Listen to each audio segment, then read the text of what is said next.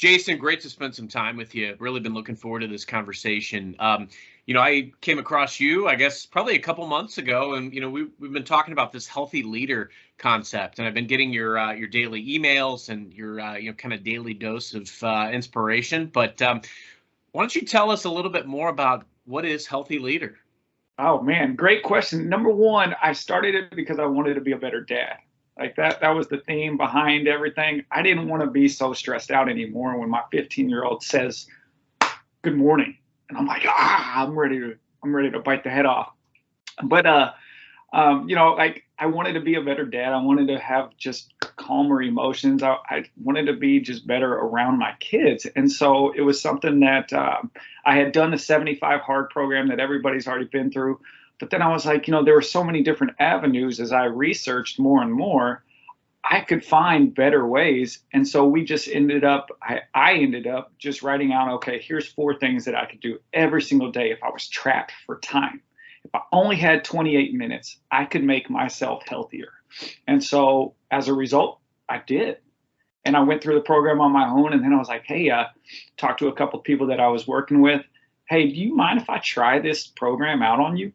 Well, 185 people later, we've got the program out and rolling. And, it's just been an amazing thing to see what we could do if we improve those core 4. I love that. So talk to us a little bit more about those components. What's the backbone of this, and what's the Healthy Leader community? Yeah, the Healthy Leader community is comprised of leaders, coaches, anybody who's in a leadership position. All right. So we are focused on getting other communities out and rolling, but this was just kind of the core group, right? This was the group that said, hey, we're all in. So the core 4 that we do every single day is fitness. It's breath work and meditation. Typically, we stay with breath work until you get the ability to be able to do it distraction-free or in an uncomfortable position and be able to rock and roll with it. Because until then, meditation gets really, really hard to focus just on the flame. I'm staying on the flame. I'm staying on the flame. Well, if you can't breathe, you're not going to be able to meditate. But then we jump into the reading and reflection. And our reading books, as you can see, our focus is just trying to read books that elevate our performance. Okay, what can I do? Not this, fiction stuff where it's telling a story and it's a story that doesn't work for me. So it's got to be something that really moves my needle. And then the 4th piece is that reflection piece, which not enough people do. Everybody thinks that writing is automatically, or reflection in that journal is that 8th grade, middle school diary girl stuff. And it's not. It has probably the most important factors. If we can reflect, if we can go back and go, how did I treat Carson today? I said some things I probably shouldn't have. I can do it. And if I could rewrite it, that's one of the questions we ask every single day is, if I could rewrite today, what would I do? So it just makes me more aware of being able to improve the relationships, improve my actions to do better tomorrow. Interesting. Yeah, I love that you've encapsulated it into those 4. And I can say, I know that as an example, I do a pretty good job on fitness, but certainly could use some enhancement around some of the other areas that you summarized there. Big believer in journaling as well, and also mindfulness. And I can see where some of these components would play a big part into staying in the moment, bringing your best self to the moment, etc. But I can tell you, just even in challenging situations, I can always look back on journaling and, things that I've written in the past and how I've tackled scenarios. I can definitely vouch that that's super, super helpful. I noticed that you focused a lot on breath work. Why is that a big part of the curriculum? Well, number one, it decreases your anxiety, your stress, and even that depression piece. So for a lot of people, they're always like, man, I really wish I had better patience. Well, what's God give you? God gives you every reason to practice that better patience that you just asked for with hard things. Well, we can't do that if we don't practice the hard things. We can't do the breath work if we don't practice in that uncomfortable position. Like everybody teaches, hey, you need to be lying down, just get real comfy. And then all of a sudden you're asleep. And so great job, but you didn't work on the breath work. So our goal is to eventually get it to where if you can breathe in stressful situations, then when time under tension, when that happens at work or when that happens in a very important meeting, you have that ability to immediately lower the heart rate, which increases your decision making and speed of decision making in a healthier position. Very good. So I'm a leader.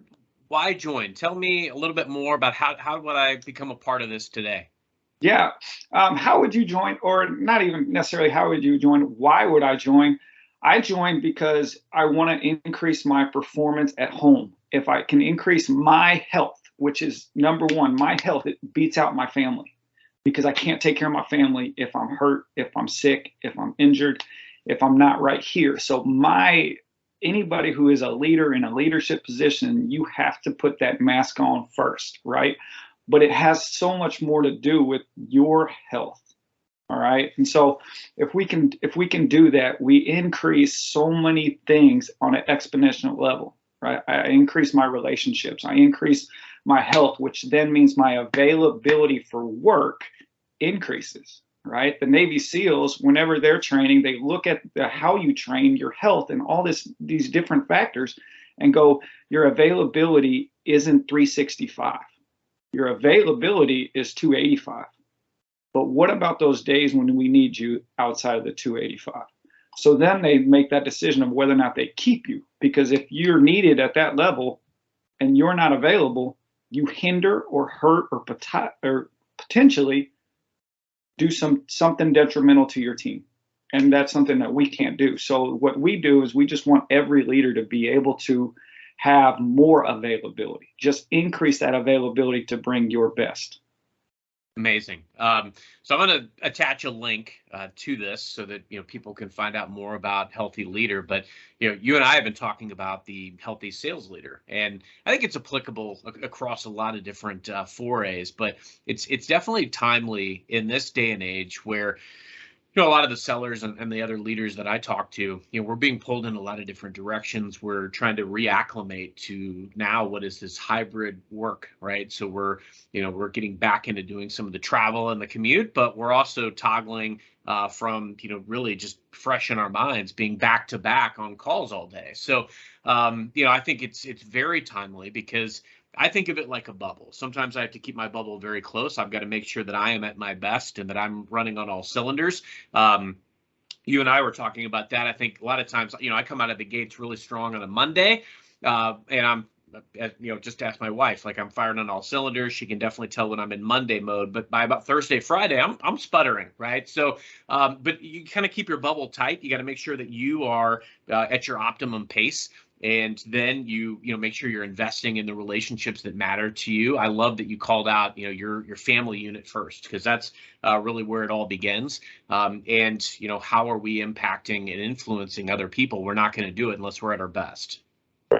Right, absolutely. And like every decision that we make has got to be of whether or not this helps move me forward towards who I want to be. And as long as we've got that picture, then we're better able to get there. The last piece I would say is that community piece. Like we talked about it, by Thursday we're dying, but the goal is to get it to where a Healthy Leader community comes in, or whichever community you are a part of, supports you on Thursday, Friday, Saturday, Yeah.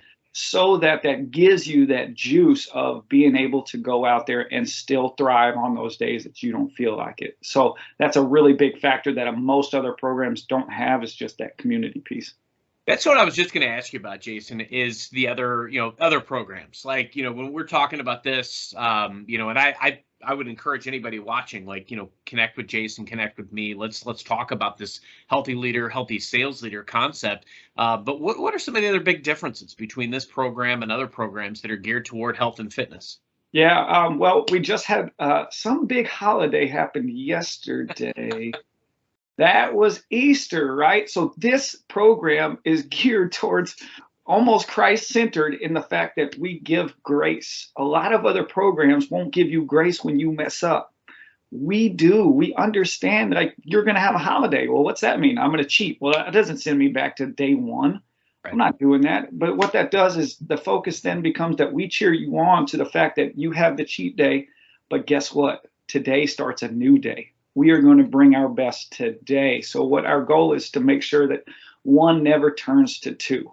One's okay, but one doesn't turn to two. And we want to constantly have this idea that grace is involved in everything that we do. So there are other programs that do that, but they'll cut you off right at the wayside.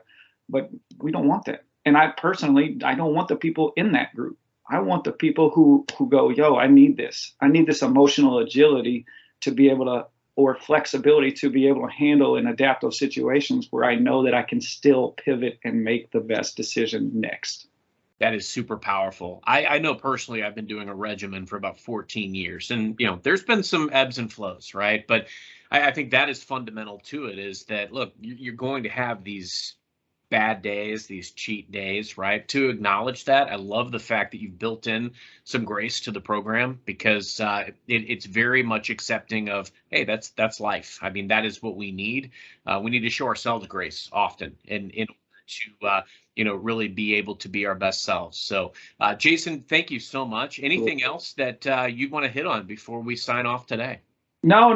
I mean, we are focused on 4 different communities that we will start and roll out, over the next few months. And that is the Healthy Sales Leader. That is going to be the Healthy Educator. We have the Healthy Coach, and then we're also obviously within the Healthy Community. So the last one is the Healthy Disciple. So we're actually involving churches to bring all their members of the church to come in together and experience this community from multiple different religions and denominations.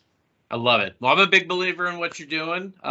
Excited to embark on this journey with you, and let's keep the good times rolling. Who wants to be the healthy sales leaders out there? So thanks for joining, Jason. We'll talk to you soon. Thank you.